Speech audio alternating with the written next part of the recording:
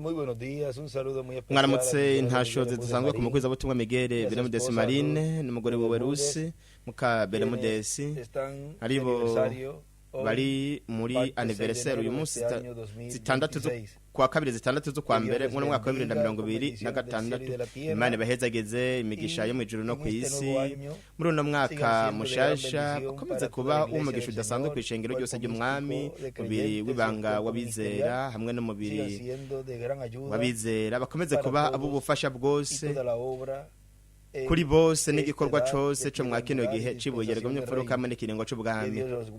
Imana bazigame ibarinde akaga kose ko mu gihe bw'umwe nakagaragara kandi buri gihe yame yakije izo mbeya z'urukundo kugeza kuguhindurwa. Imana bahezagire cyane ndetse no ku ruhara rw'umuryango wanje ndabakeje biciye kuri jewe mwebwe ndabakeje. Imana bahezagire ndabakeje mu ruhara mu izina ryabo. Imana bahezagire murashobora gufata ibyicaro byanyu ndetse n'ahari muri Feviva uyu munsi barakoranye muri kano kanya hamwe na Revera Miguel Chavez kandi turakengurukira abapasiteri bose bo muri Venezuela hamwe n'amashengero abamye bunze ubumwe muri bino bikorwa bya hariya muri Feviva aribyo aribo bari mwabino bikorwa bariko barakora mu mwaka uhereye mu mwaka wa 2025 rero barashoboye gushika kwihangiro ariko nubu haracasigaye ibindi bikorwa byo gukora arivyo mu mwaka wa 2026 turipfuza boba cyane bishoboka ko boba babisozereye bityo rero cyo kibanza kibe giteguwe kimeze neza muri byose kugira ngo igihe vuba cyane tuzoja hariya kubana namwe tugire ibikorane bihwanye n'ubwo rugendo nipfuza yuko goba vuba. Turabona ingene ibintu bimeze hariya muri Venezuela aho Imana iriko irabohora kijya gihugu. Murabe namwe kubwo kubohorwa kubwoko bw'Aburayo habaye uburyo bwinshi Imana yari kwirakora hariya nk'ibyago aho ihanga ryo muri Egiputa ryabibayemwo kandi Imana yari ngaho iriko yerekana ububasha bwayo. Rero murabe namwe buri gihe hamariho uguhangana iyo hari ukubohorwa kandi haraba ibintu bitandukanye n'ibindi byinshi muri uko kubohorwa kandi Imana ikoresha ibintu byose tereza gukoresha kugira ngo iheze ibabohore. Ukubohora irikirakora yari kirakora ico gihe kandi yari gihugu naho mu gihugu nuko irakora ibintu runaka kugira ngo uko kubohorwa kube yari igisagara ihanga nuko ikoresha naho nyene ibintu runaka muri uko kubohorwa. Iyari naho umuntu ku giti ciwe kugira ngo umuntu ku giti ciwe abohorwe akugwe mu bintu byo ku isi ku bijanye no kugira uburyo abayemwo imbere y'Imana Imana itishimira nuko aho naho nyene haraba uburyo butandukanye kugira ngo Imana ibohore uwa muntu kandi nivyo bigoye cyane umuntu kwiti ciwe ariko Imana ntaryo muri buri kubohorwa iraronka intsinzi haba ku igihugu canke umugabane umubumbe w'isi wose mu mwuzuro murabe naho nyene izoronka intsinzi kuko umubumbe w'isi kizoba ikibanza c'amahoro uzobohorwa ukubwe mu bwami bw'abanyamahanga kandi murabe ko kiremwa muntu naho nyene vyongeye muri buri kubohora kose Imana yamironka icishatse buri gihe muri buri kubohorwa Imana niyo itsinda kandi ivyo buri gihe dukwiye kubigumiza mu bwenge bwacu mitima yacu buri gihe Imana ni ubunesha iyo ije kubohora ihanga ryayo umuntu kwiticiwe buri gihe ni itsinda namba umwasi ntiyigera tsinda Imana ni itsinda rero murabe muri uku kubohorwa k'ikiremwa muntu mu rukiciwe aho irakoresha byose uhereye ku bana kugeza ku basaza murabe mu ijambo we yatubwiye igihe kimwe hariya muri 2017 yavuze kugwaruka n'agace kamwe hano nukorera ugwaruka abana n'abasaza bose barafise igice gikomeye cyane mwa kino gihe kandi n'amajambo atera inguvu ariko araduha twese kuko aravuga ngo gwaruka namwe bane mukorere Kristo we niwe umwe rudende afise ubugingo budashira kuri mwebwe no kuri jewe Imana bahezagire mwese mu ntambuko zose intsinzi yarazigamwe benshi Imana ibandanye buri gihe kuguhezagira intsinzi yarazigamwe ndagukunda cyane rero murabe ingenewe yababwiye ngaho iryo jambo no murongo we yanditse awandikira ugwaruka abo kandi mwa kino gihe bafise urugamba rukomeye kandi rukomeye cyane ariko kandi mwuko kubohorwa bazoronka intsinzi niko bimeze no ku bana bato abakuze n'abasaza turi mu gihe cyo kubohorwa rero ntidukwiye kandi vyongeye kugerageza umwami dutegerezwa kuzirikana yuko urugamba mwa kino gihe kwari urugamba rwo kurwanya ubu bwambe bw'abanyamahanga aribwo buganjwe n'uburinganire bwa gatanu ubwo nabwo buriko buriyugurura nka Tata Branham yavuze yuko buzokwiyugurura mu mwuzuro uburinganire bwa gatanu bwiyugururire kuri uno mubumbe w'isi kandi we ntazokwemera ko abana b'Imana basigara nk'uko ijambo ry'umugenera bivuga ati ntazokwemera yuko baba baguwe neza ahubwo azogerageza kubatandukanya kubashwiragiza buri muhungu n'umukobwa w'Imana abatandukanya cyane cyane ugwaruka nubwo n'abakuze canke abasaza canke abana nabo nyene badakuwemwo bose twese dutezwa kwirinda murabe mu gice kimwe hano c'igitabo c'ibiheneko vy'ishengero de la edad de la iglesia de Éfeso igihe c'ishengero rya Efeso murabe ari igice kimwe hano ahavuga wewe utiraza gukora ikintu udashobora gukora mu izina rya Yesu ntugikore hari umuntu yavuze ati fata urugendo wibyo ntushobora kubikora mu izina rya Yesu nukore ntubikore hari umuntu yavuze ngo we ntushobora gukora ivyo mu izina rya Yesu nuko rero ntubikore ati akantu gato kanduye mu minsi mikuru wibyo ntushobora kubivuga mu izina rya Yesu nuko rero ntubivuge nuko rero wewe ntushobora kwambara amapantaro magufi mu izina rya Yesu nuko rero ntubikore ntabwo ushobora kubandanya ariko twebwe mwe murazi ibyo ndiko ndavuga ibyo ari byo byiza ntukwiye gukora ibintu nk'ibyo ibyo mudashobora gukora mu izina ry'iwe ntimubikore kuko yaravuze ati icyo gukora haba mu majambo cyangwa mu bikorwa byose mubikore mu izina rya Yesu Kristo ni byiza cyane rero kuvuga kandi ibyo aho hari mu kiringo cy'ubuntu naho mu kiringo c'ubwami urabe igihe cyose Imana igiye kugarukana ikazana ibintu byose byavuzwe ikabikuza bigenda birakura igihe cyose no kuvuga ngo ugiye gukora ikintu ukabuze yuko ibyo uri kurakora canke ibyo ugira ukore ko atari mu izina rero ry'Imana, izina ry'Imana ariho hari umugisha, kuko ibintu byose bikorwa biri hanze y'izina ry'Imana hamwe n'ubugombe butunganye bw'Imana, Imana ntibiri kumwe nawe. Wewe uburi wenyene, nta na kimwe cokorwa mu izina ry'iwe.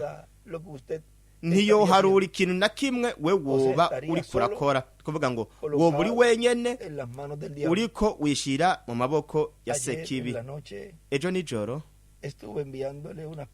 nariko ndongekira ijambo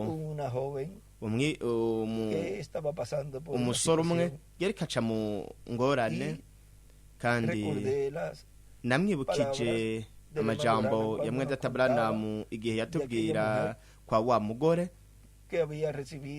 yari yakiriye umwami, hanyuma hagera igihe ubwo amureka Sekibi arinjira muri we.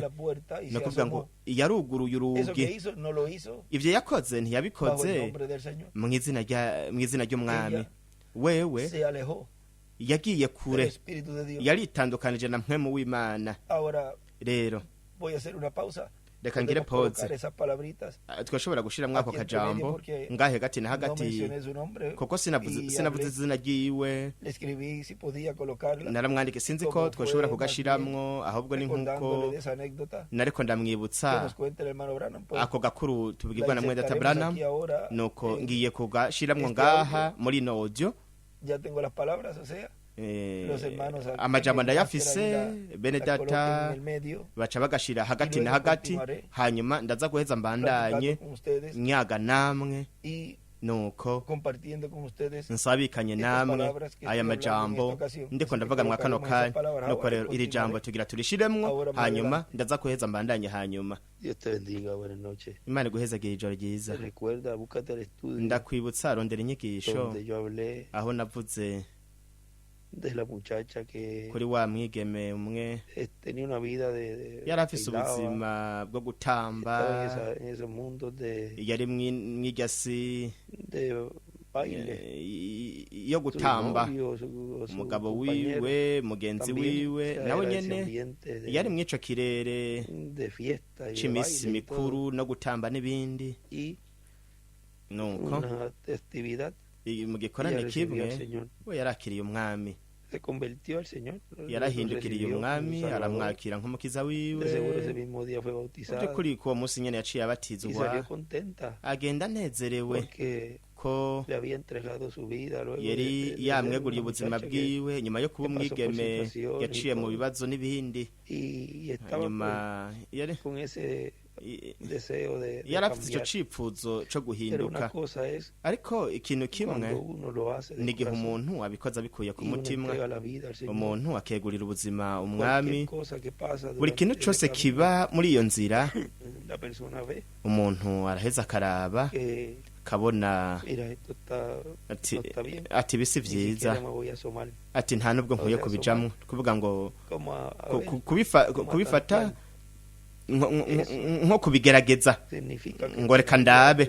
Ibyo bisigura yuko umuntu ataba yarabikoze, ntaba yarateye intambwe mu mwuzuro. Reka tuvuge ngo ntaba yarateye intambwe ngo ayitere mu mwuzuro. Yaratuye atera intambwe, kandi ni vyiza, ariko igihe habaye ugukata, uguhuba, nuko uwo muntu atabari muri ico gice c'imbere ngo aheze atumbereze neza, amenye intambako yateye yariyo. Wewe yarameze nk'uja kuraba ingene vyari bimeze, ingene iyo migwi yari imeze. Rero aho hari nk'abagenzi biwe, abari bafitanye ubugenzi.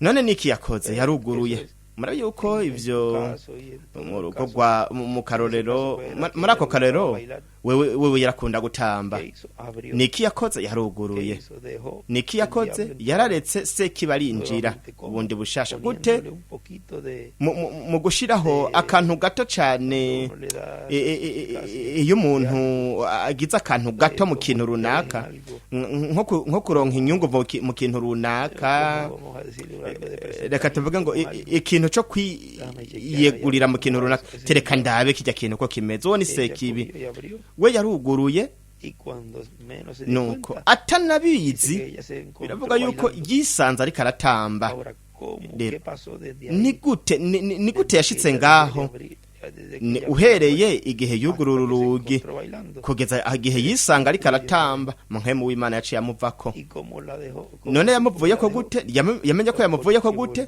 nuko yasubiye gukora kwitwara nka mbere nkuko yarameze ariko ibintu ntivyagarukiye aho ntiyari nkemu yo gutamba gusa canke y'imisi mikuru ahubwo vyongeye haciye hamuzamwo impwemu mbi cane y'uburinganire bwa gatanu nabwo izo mpwemu zose arizo ngaho ariko hariho nk'iyanyuma yikomeye kurusha izindi kuko amaze kuva ngaho wewe yaciye atahura nuko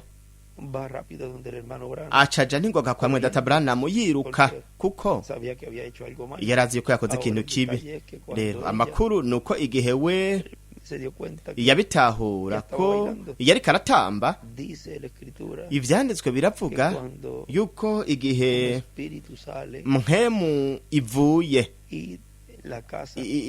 ahantu iyo nzu ubugingo buba bwejejwe kuko mpemu yera cakora ico gikorwa umuntu ataretse ngo mpemu yera yinjire n'ingoga muri ico kibanza kigaragara ahari hari mpemu wa sekibi mpemu mbi akarega hagaragara iyo yindi mpemu ikigendi ikarondera izindi mpemu ndwi nuko igacigaruka igasanga iyo nzu igaragara igaca iza igahashira za zindi mpemu ndwi zimwe yarondera hamwe niyo nayo zigaca ziba umunani nuko rero kakabara kaga kurusha uko umuntu yari afise uko umuntu yari ameze mbere ivyo afise ubwo biba ari bibi kurusha uko yari ameze mbere igihe ashaka kwa mwenda Abrahamu hari inshuti yiwe yari yiryamye yanyoye yari yaborewe yari karamukura ko akaboregwe igihe yadodora ku rugo kwa mwenda Abrahamu tivyagenze gute aracari mubwira acara musengera rero Imana yaramugiriye imbabazi kuko ivyari kumubako nuko impwemu y'ubusazi yari igiye kumwinjiramwo igihe amusengera mbega ni iki casohotse mwene data yari ngaho biravuga yuko canke ni mwene data Abrahamu nyene yabivugiye mu rugo ntiyabivuza mu butumwa mwene data Abrahamu yavuze yuko igihe yamusengera mpemu yavuye muri we yaciye yinjira imbere muri uwo yararyamye ngaho yaciye yinjira imbere muri uwo mugabo inshuti yiwe uwo muntu acarasimba agenda yiruka aca mwidirisha acaramena ibiyo vyidirisha acarasohoka yari mpemu yemeze gute yari mpemu y'ubwicanyi murabona yuko yaciye aca mwidirisha iyo ni mpemu yo kwiyahura nka ya mpemu nyene yo kwiyahura imwe yava mwa wa mugabo yitwa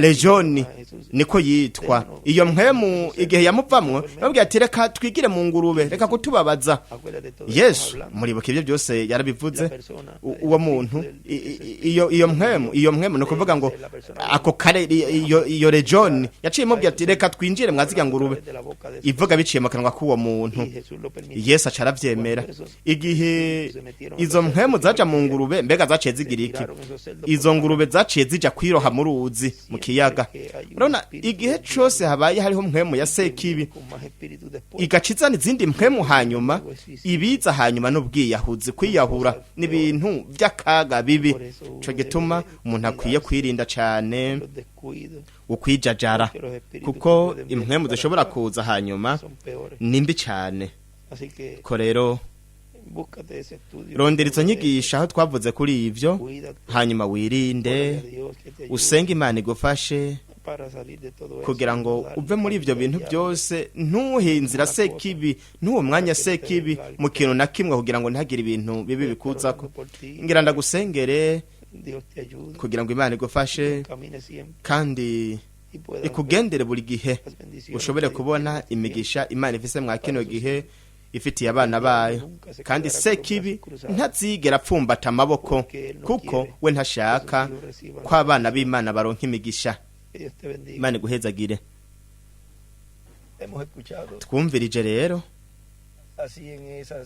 bityo muri aya majambo magufi ico ivyamubayeko twarabisomye kuri uwo mwigeme.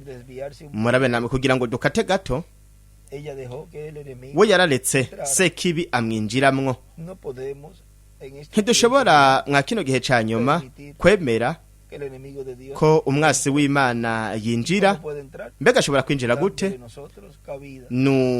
Kudukatisha twebwe, kuduhihirwe byo gusubira gukorera kumuhihirwe ryo gusubira gukorera muri twebwe mu gihe cyo kubohorwa. Kureka Imana akaba ari yikora, akaba ari yo yonyene ikora mu ntamboko zacu zose, ikaturinda mu ntamboko zose. Rero murabe nagomba gusabikanya namwe amajambo amwe ngaha y'intasho ayo yavuze aho hari hariya muri Cali Colombia 26 z'ukwa gatatu 2011 n'amajambo y'intasho ku bapasiteri. Murabe ngaha yaravuze mu gace gatoyi gusa. Twarasomye bike muri ivyo, ariko buri gihe ni vyiza gusubiramwo ibi bintu kugira ngo ntibiducike kandi tugaheza tukiyibutsa ivy'Imana iriko irakora muri kino gihe. Navuga bityo rero turashobora kubona impamvu urungano rwa kane ari ingirakamaro cyane, kuko urungano rwa kane ruhinduka ukuri mu byo mu runganwe rutatu ibyababayemwo nk'urubuto nk'akaremangiro k'ubuzima, ariko biraheza bikabicika umubiri mu runganwe rwa kane. Cyo gituma ibihano by'Imana buri gihe biza mu runganwe rwa kane. Cyo gituma kandi hashika isezerano ryo kuragwa mu runganwe rwa kane mu rundi runganwe rwahabaye mbere. Mu runganwe rwa kane niho bicika ukuri. Cyo gituma tubona yuko Imana yabwiye Aburahamu yuko mu runganwe rwa kane ko Imana izoshika mu gihugu cy'isezerano urubyaro rw'Aburahamu. Rero turabona yuko iyi ari integuro y'Imana yamaze gushingwa. None niki twebwe iri jambo ry'urunganwe, iri banga ry'urunganwe rwa kane rituraba kwiki? Nuko twagize urunganwe rwo muri Ruteri mu ntamboko yo kugarurwa kw'ishengero bihera ku gihe canke ku runganwe rwo kwa Ruteri. Iyi ntamboko yo kugarurwa kw'ishengero ikabandanya ku runganwe rwa kabiri rwo kwa Wesley, hanyuma ikabandanya no ku runganwe rwa Panekoti, urunganwe rwa gatatu rwa Panekoti, hanyuma ikaja ku runganwe rwa kane ariko ruhuye n'urunganwe rwo mu gihe cibuye rigumye furuka, kugira ngo ruragwe amasezerano yose, imigisha yose Imana yasezeraniye ishengero ryayo. Amasezerano y'Imana yo kwegeranya abatoranijwe, isezerano ry'ubutumwa bw'ijuru inzamba, isezerano ry'ubutumwa bw'imvura y'urushana n'imvura y'agatasi ziriko zigwira icarimwe, imvura y'urushana y'ubutumwa bwiza bw'ubwami n'imvura y'agatasi y'ubutumwa bwiza bw'ubuntu, n'isezerano ry'ukwizera rwo guhindurwa no kunyakurwa ariko rijanye n'ururunganwe rwa kane. Cyo gituma Revera William Branham avuga ku vy'Imana yasezeranije ishengero ryayo ku munsi wa nyuma y'igihe c'indwi c'ishengero, aratubwira ku gukurwa kwa gatatu aho Imana izogaragara mu mwuzuro wose. Uguha kwa gatatu aho abantu baronka kwizera ko bashoboza guhindurwa no kujana Kristo mu mazimano y'ikubwo mwagazo w'intama.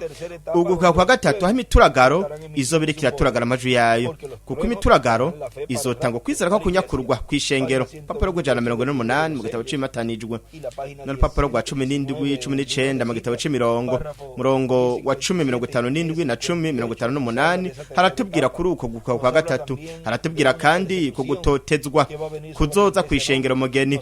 Haratubwira yuko kwa gatatu kuzoba igihe hazotangura kugufyondwa, azoba ari gufyondwa uko ishengero umugeni rizocamwo. Ariko muri uko gufyondwa Imana izoba kwizera ko bashoza guhindurwa no kujana Kristo mu buzima no kubwo mwagazo w'intama. Kandi kwa gatatu byongeye igihe Imana yamwereka ari iyerekwa, iyerekwa ry'ihema rinini katedrale, ihema rinini karpa katedrale. Iryo yavuze yuko yari inyubako, yari auditoire, yari hema, wamengo ni hema bikagaragara kandi umengo ni kizu kinini. Kubw'ibyo rero yareretswe ibintu byose byari biriko biraba, kuvugwa ku butumwa, guhamagarwa ku gicaniro, gukira indwara, umurongo wo gusengerwa ko bakira indwara n'abantu bariko barakira, n'inkingi y'umuriro na marayika yamuherekeza yaciye aja muri kijya cumba gito. Ndetse kandi yarajanwe nawe nyene hari ya revera uriya mbaranamu abona ingene byose byariko birakorerwa mwa kijya kibanza. Rero murabe mbega ni kimwe databranamu yaboneye ngaho, yabonye ukuvugwa ku butumwa, yabonye umuntu ariko arigisha ariko aravuga ubutumwa, azaniki azana kwizera ko kunyakurwa, kuko ibyo nibyo byavuzwe kwa imituragaro izohaturagarira amajwi yayo muri kuguha kwa gatatu.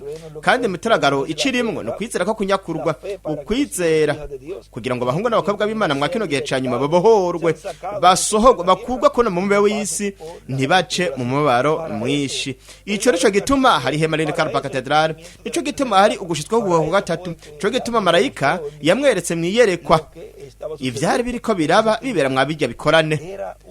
Kwari ukubohorwa kw'ihanga, ishengero umugeni ryari ririndiriye kuza kwiwe, kuko we yari yasezeranye yuko azogaruka ku ishengero ry'uwo mugeni kandi akaza nk'igisuma mw'ijoro. Rero abandanya avuga ngo ndetse byongeye yarumvise kandi abona n'izina. Aho marayika yaramubwiye ngo uribuka izina warondera igihe wabona iyerekwa, kukaba nkako iryo zina ni izina ridasanzwe, ituraza kuba ari izina rishasha ry'umwami. Kandi marayika yaramubwiye ngo uku nuguha kwa gatatu, kandi ntuzubibwire n'umuntu n'umwe, ntuzubibwire n'umuntu n'umwe kubijanye n'ibi wabonye, kuri ibi wabonye. Cyo gituma revera uri Abraham yavuze ati ibi nzobijana mumva ivyo naboneye ngaho n'ivyo numvise. Kuvuga ko yumvise ikintu muri ivyo byari biriko birakorerwa ngaho. Mu by'ukuri barayaze, baragiranye ikiyago, mu by'ukuri harabayeho umwanya aho bo bavuganye. Rero ibyo byose igihe bibaye bigashitswa, niho hazogenda haravugwa ibyo ari byo, ibyo bavuganiye ngaho. Bandanya avuga ngo rero mwibuke ko hazoza gufyondwa kwishengera umugeni. Mbega ibyo bizotangura gute ntabyo tuzi, ariko haje gufyondwa kwishengera umugeni. Ariko kwa gatatu kuzoba kwishengera umugeni, kube nuko inkumi z'ibijuju, ndetse kandi kuzoba nuko abisi batagifise ihirwe ryo kuronka agakiza. Mu yandi majambo bivuga ko guheburayo buzobona ikintu, buzoba ikintu kizoba kiko kiraba, bavuge bati ibi nivyo twari ko turarondera, ibi nivyo twari turindiriye n'uyu. Kandi ikibazo kizoba kuri bo ati kubera iki ariko imwe n'abajya bizera Kristo, ico zoba ari ikibazo kizobazwa n'ubwoko bw'aburayo. Rero mwibuke ko byose bikorwa mu gusobekerana, kandi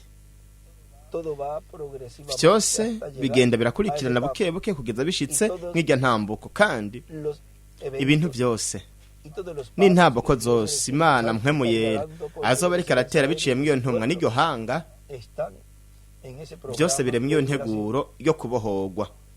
Rero abandanya avuga ngo rero turi mu gihe gikomeye cyane. Kubw'ibyo rero amashengero yanyu yose bari mu rutonde, namwe nyene mube muri mu rutonde. Urabona bimwe twavuga mu kanya dushaka kuvuga kuri kujya kubohorwa kuraba umuntu kwite ciwe. Imana idufashe buri gihe kuba twebwe ku giti cacu natwe nyene turi ku rutonde, kuko turashaka kuba tumeze neza imbere y'Imana, kandi tugakosora buri kintu cose kinyuranye n'ijambo. Banajya kuvuga ngo kandi n'ibijanye n'ubutunzi bibe bitonze neza, bitondetse neza, kugeza ubwo dushobora kwishura buri kintu cose ubutegetsi budusabye mu gihe bitegerezwa gukorwa. Kandi bivanye n'ibintu byose twinjiza n'ibintu byose dudepansa kugira ngo vyorohe buri mukozi w'Imana wese bimworohere. Kandi mwibuke ntimutega amatwi abantu bose bahaguruka bagwanya ishengero ry'umwami Yesu Kristo, kuko ku isi hazohaguruka bamwe mu madini atandukanye naho nyene, ndetse no hagati muri twebwe bamwe bazoshobora kuhaguruka bagwanya ishengero ry'umwami Yesu Kristo. Bamwe bazoshobora guhaguruka bagwanya Migere, bagwanya na jewe, canke bagwanya n'umukozi w'Imana wari we wese, canke ishengero ryari ryo ryose. Rero murabe we ngaha duhanura kudatega ugutwi ngo twumvirize abagwanya, abahaguruka bagwanya. Kandi avuze yuko mw'isi hazohaguruka bamwe. Murabe ivyo byose bikorwa ku mpande zose. Harahaguruka abantu bagwanya igikorwa, haba ku ikoraniro, bakozi b'Imana, umuntu kwite ciwe. Rero umuntu kwite ciwe harashobora guhaguruka umuntu akamugwanya akoresheje amayeri. Aho rero wewe niho utegerezwa kuzirikana ukamenya neza ko atari Imana iriko irakora muri uko kwegeranywa mu buryo bumwe n'ubundi, ikwegereza sekibi kuri uwo muntu. Kumbure muri ako kanya ntiwibaza yuko ari kukugwanya canke ari umwasi wawe, ariko azana ikintu c'amayeri. Hariya ryabaye ijambo rimwe gusa, inzoka yongerereye ko Eva, kandi yaciye ahendwa. Ngaha isi ihendwa n'umuvugishwa w'ikinyoma, Antikristo, igikoko, umuntu w'icaha, ariwe ashushanya Adamu na Eva. Hariya yahenze Adamu na Eva, uyu munsi azohenda abantu bose baba ku isi, amazina yabo atanditswe mu gitabo c'ubugingo c'umwagazi w'intama. Rero abo bantu bazohaguruka byongeye mu bundi buryo, murabe bavuye no mu yandi madini atandukanye. Kandi yaranavuze yuko nabo muri twebwe bwacu nyene bahari, kuvuga mu kubohorwa. Mwebwe mwese murashobora kubona yuko bishobora gushizwa, baba abasi bo hanze ndetse nabo ngaha nyene imbere barashobora guhaguruka bakagwanya igikorwa c'Imana. Kandi we yaravuze ngo nuko rero mutahura ivyo, kandi abantu mubakebure kugira ngo ntibatege ugutwi ngo bumvirize ikintu na kimwe gihaguruka kugwanya umugambi w'Imana. Kandi iyo avuze ikintu runaka, umuntu ahagurutse kugwanya umugambi w'Imana, aho haba harimwo nawe nyene ubwawe ku giti cawe.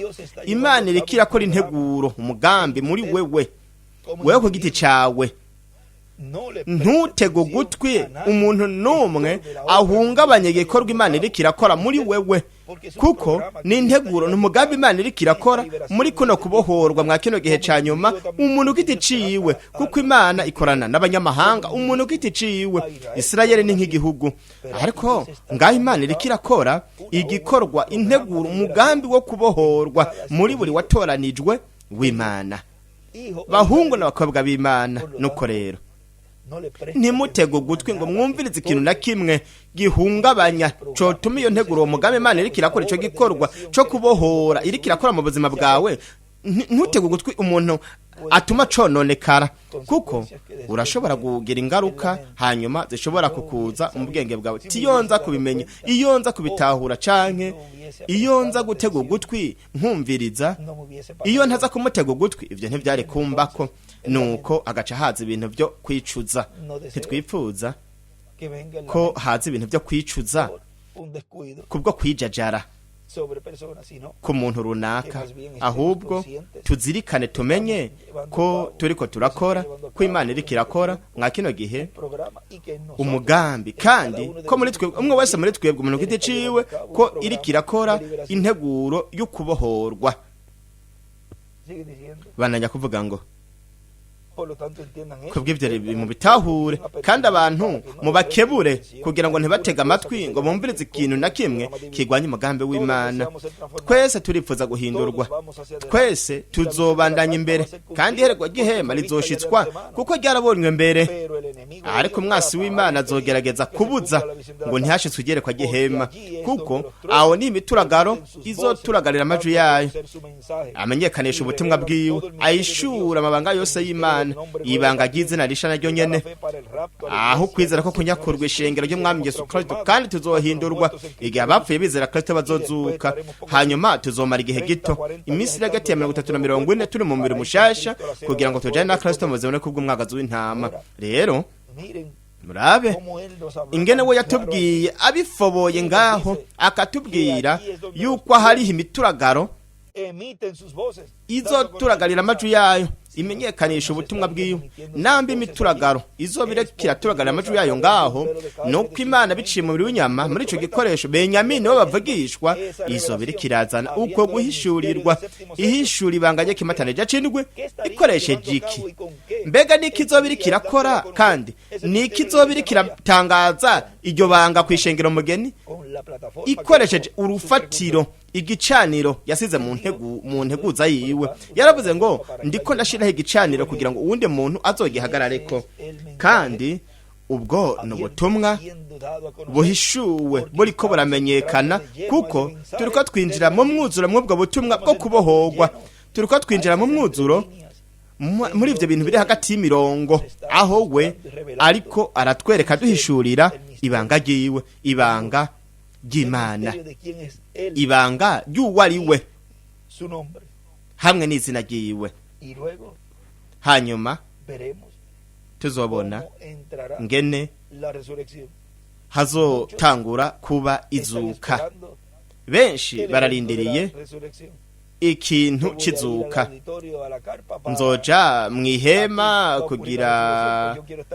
hagira habizuka ndashaka kuba ariho nzoba ndi kugira ngo muri ico kintu ariko ntibashaka ariko se nipfuza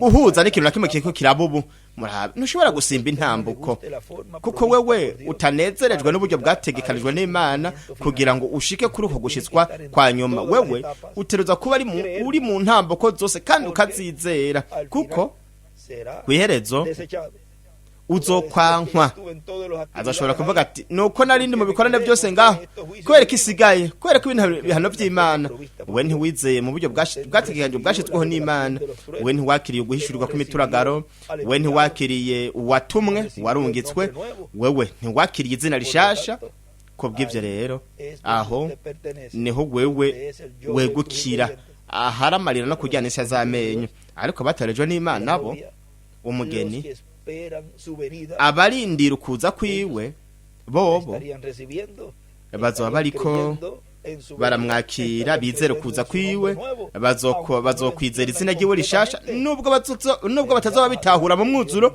ariko hanyuma Imana izobereka byose n'ingene byose bikora bandanya avuga ngo nk'uko Kristo yamaze iminsi runaka ku isi nyuma yo kuzuka yahawe ubwiza hanyuma aduga mu ijuru yicara iburyo bw'Imana data ku ntebe yo mu ijuru kandi yamye ari ngaho nk'umuherezi mukuru mu rutonde rwa Melikisedeki we niwe uwo Melikisedeki umwe yiyereka Aburahamu hariya mu gice cya 14 mu kiyaya igihe Aburahamu yaravuye kunesha bajya bame batanu b'abanyamahanga rero mbere gato mwazino ntasho nyene bananya kuvuga ngo kubw'ivyo rero tube twiteguye kuko byose biriko biritegura kubw'izuka ry'abapfuye hamwe no guhindurwa kw'abazima kandi no mubumbe nawo nyene uri kuritegurira gusubizwa itoto isi izosubizwa itoto kugira ngo kubwa Mesi yo mwami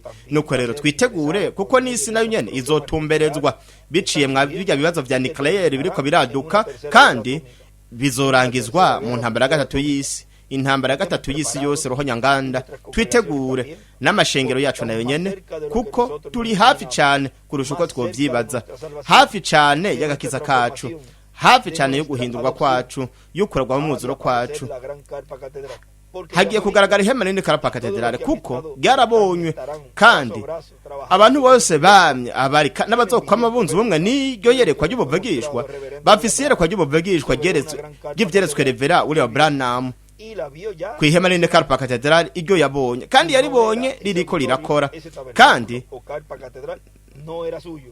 iryo hema rinini Karpa Cathedral ntiryari igiwe, ahubwo ryari igirindi hanga ritari igihanga rya Amerika ya ruguru, ryari riri mu bukozi bwa Revera uri wa Branham. Kubw'ivyo rero twese twunze ubumwe tuzoshigikira iyo project y'ihema rinini Karpa Cathedral, duheze turonke ugushigwaho ugushitswa kw'ivyabonywe mbere na Revera uri wa Branham. Mbega rizokubakwa hehe? Ni hehe rizoshingwa? Reka rimare gushingwa nuko tuzoheza tubona ikibanza carico. Kubw'ivyo rero dutekane, hariho ibibanza vyaguzwe na biriya byose hariya muri Puerto Rico. Namba hari umuntu yibaza ngo vyoshobora kuba ahandi hantu, ni vyiza reka ribanze rishingwe, canke vyiza hazoba rimwe mu kindi banza kimwe, irindi ahandi, inyubako ahandi hantu n'ahandi hantu, bico ikintu nuko iyerekwa ry'ihema rizohinduka ribe ukuri. Rero murabe co gituma dufise inyubako zitandukanye, ibibanza bitandukanye, aho Imana yatwemereye kugira inyubako zagutse, inyubako nini. Bityo rero Imana iheze ikoresha izo nyubako uhereye ubu, kandi zamye arizo mugisha ukomeye cyane muri kino gihe. Turabona muri Mexique, muri Colombia, muri Venezuela, muri Chile, muri Peru, muri Equateri, muri El Salvador, Honduras, muri Panama. Mu bihugu byose leta zunze ubumwe, mu bihugu byose hariho inyubako ziteguye, ariho n'izindi ziriko zirubakwa. Kuvuga ko ico Imana iriko irakora mu yino ntambuko yo kubohorwa ni ikintu gikomeye cyane, kandi ni ikintu mpuzamakungu, ni integuro, ni umugambi. Mwenda Branham yavuze ngo ubutumwa buzokubura isi yose, umubumbe w'isi wose mu mwuzuro, kandi mu bibanza bitandukanye. Imana yaratwemereye kugira amasare kugira ngo tuyakoreshe muri kono gukwa kwa gatatu, kandi turipfuza ko muri ivyo bibanza byose ko naho nyene Imana yohihesha icubahiro ikahigaragariza, irikira bikora mu ijambo. Niko rikomeye cyane kuvuga ko mu bihugu bitandukanye barafise igice ca mbere, ino ntambuko ya mbere kiriko kirashitswa muri buri kimwe cyose muri ivyo bihugu, kandi turabona Imana ingene mu buryo bugenda burakurikirana buke buke, hanyuma ibizosobekerana n'ibindi bintu. Yavuze yuko hariho kuvugwa ku butumwa, hanyuma guhamagarwa kuvuga hari ikintu kizogenda kiraba kugira ngo hatangure n'izo zindi ntambuko, hanyuma byongeye n'umurongo wo gusengerwa. Ivyo ni ibintu vyabonywe na Revera William Branham muri rya yerekwa, aho yabonye ibintu byose byari biko birabera ngaho. We ntiyabonye ibintu mu kiringo c'ubuntu byariko birakorerwa mu kiringo c'ubuntu. Nuko rero buri mugwi wose uhengamira kuri ivyo bintu vyo mu kiringo c'ubuntu uri mu gihe caheze, kandi igihe kimwe rudende kibanziriza igihe cibera zipfuruka ni Laodikiya. Aho rero igihari ni urupfu rwo mu buryo bw'impwemu. Kubw'ivyo rero dutegereza kuzirikana tukamenya integuro Imana iriko irakora igezweho, iyubu nyene atari gusubira inyuma. Kandi rero abananya kuvuga ngo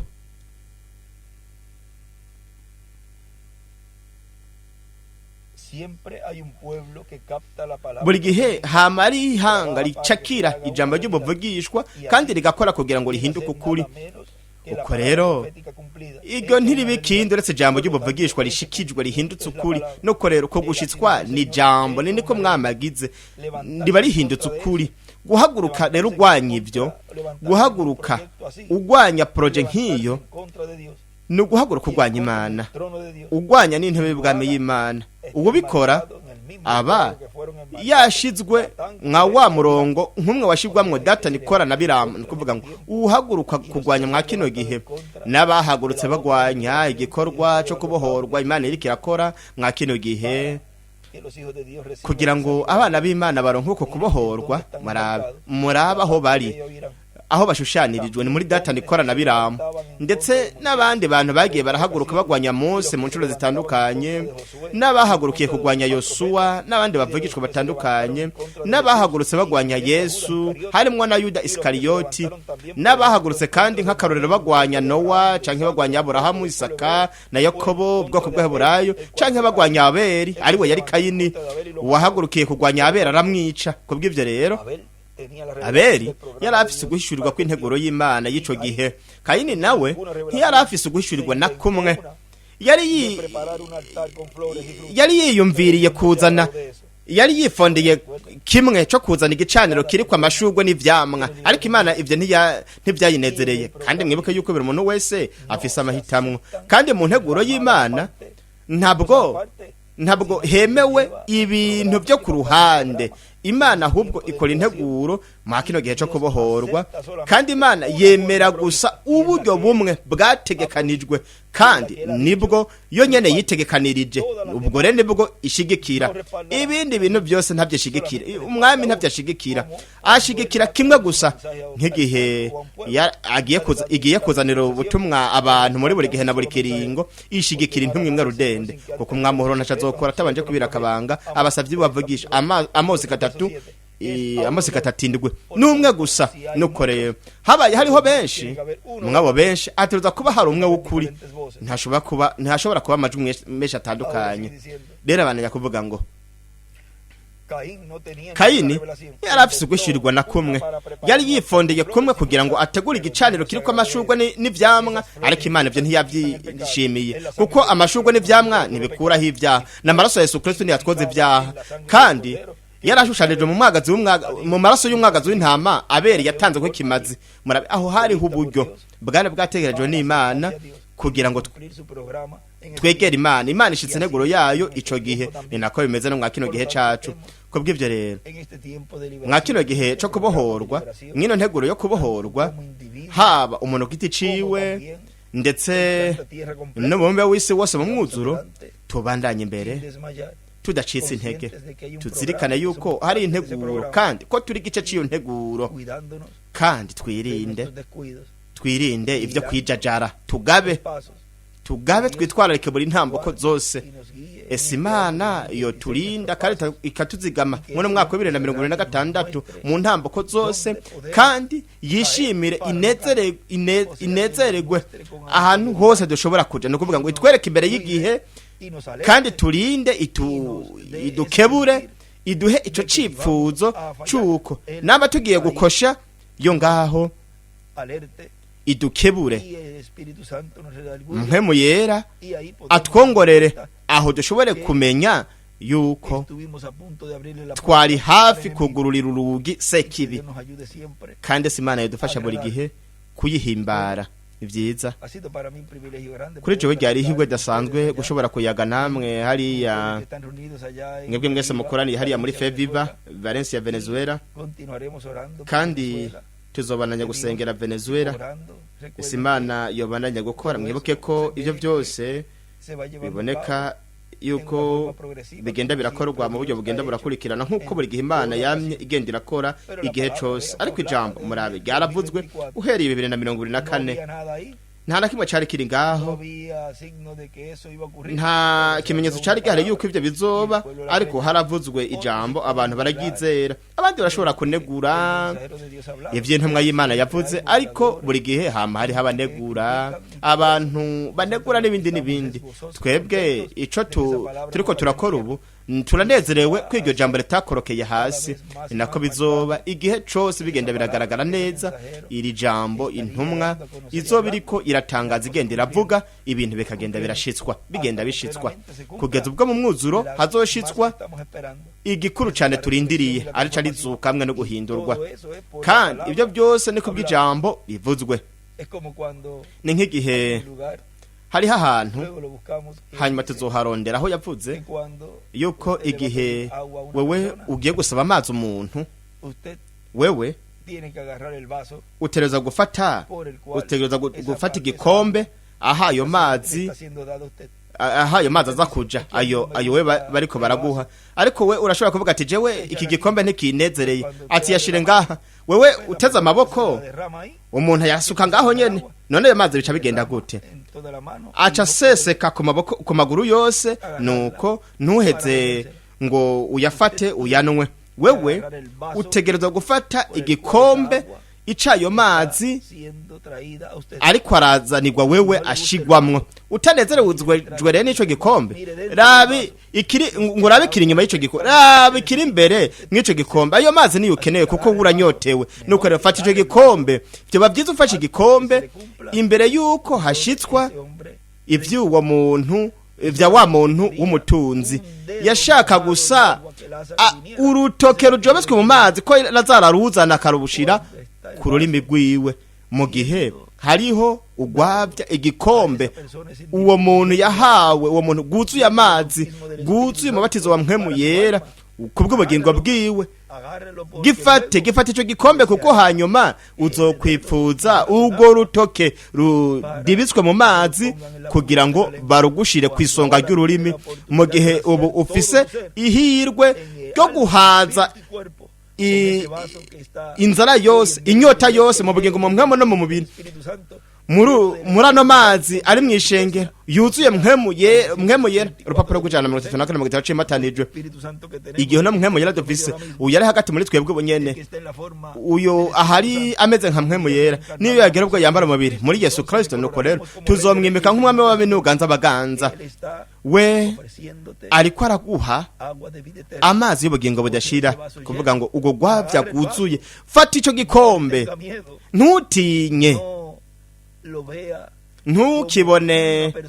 ntumubone nk'umuntu afise ibintu byinshi kandi azi ivyo uwo muntu yaciyemwo, ahubwo raba kiri imbere muri ico gikombe. Ivyo vyose uyu munsi ishengero mugeni riri mwa kino gice, aho ico gikombe kiri ngaho imbere, aho bariko barakiguhereza wewe. Iryo riba ry'amazi y'ubugingo budashira uriko urarihabwa nka bimwe nyene yatanga mu kuza kuyo kwa mbere, kugira ngo baronke ukuvuka ubwa kabiri, baronke umubiri wa Teofaniya. Mu kuza kwa kabiri naho ubwo gwavya guzuye amazi, guzuye mpwemu yera, uriko uraruhabwa wewe kubwo guhindurwa kwawe. Runwereko ndwayo mazi ni kubuntu. Imana ibahezagire, Imana barinde. Kandi twariko turaraba uku kubohorwa Imana iriko irakora muri kino gihe, umuntu ku giti ciwe ndetse n'ibihugu. Twariko turaraba yuko biriko birabohorwa. Imana kandi ibohore na Cuba na Nicaragua, Cuba, Afrika, ari ibintu byinshi ngaho, Ubuhinde n'ibihugu bitandukanye biriko biraca mu ngorane. Murabe na Irani nayo nyene na Syria nabo nyene bari mu bibazo bidasanzwe. Isi yose iri kwiraniha. Nuko rero mwa kino gihe cyo kubohorwa tureke Imana ibandanye tubohora mu bintu byose binyuranye n'ijambo ryayo n'ubugombe bwayo butunganye. Imana ibohora ihanga ricakira ryumva iyerekwa ry'ubuvugishwa. Imana reka tuvyambike ngaha kugira ngo ntituze guhava. Imana ibohora ihanga ryumva iyerekwa ry'ubuvugishwa. Ihanga nuko rero ngaho hari hamwe abantu kete cabo, hamwe n'ihanga nk'igihugu Isirayeli yo kwisi nayo nyene izobohorwa. Imana ibahezagire kandi barinde mwese.